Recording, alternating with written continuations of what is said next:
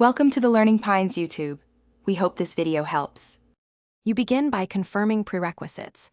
Check your Windows 11 build and whether DXGI and D3D11.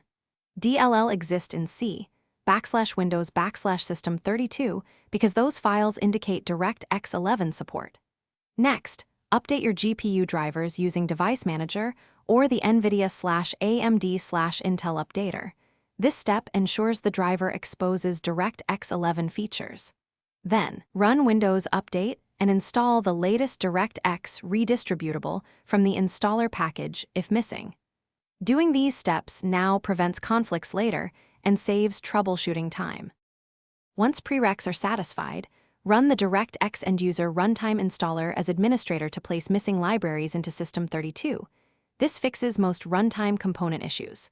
Then, open Device Manager, and if problems persist, uninstall the GPU adapter driver and reinstall the latest clean driver. Use vendor clean install options when available. After that, run dxdiag, save the report, and check the Display tab for DirectX 11 feature levels and D3D11. DLL presence. This confirms the system recognizes DX11 capabilities. To finish, reboot and immediately test with a game or benchmark that requires DirectX 11 to validate functionality.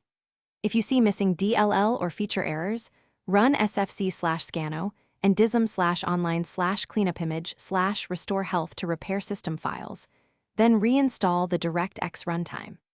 Make sure the GPU actually supports DirectX 11 and that Windows is in normal desktop mode, not a limited compatibility mode. If issues continue, one key tip: try a clean driver install, and if needed, test the GPU in another system to isolate hardware faults. Thanks for watching. Consider subscribing if we helped you.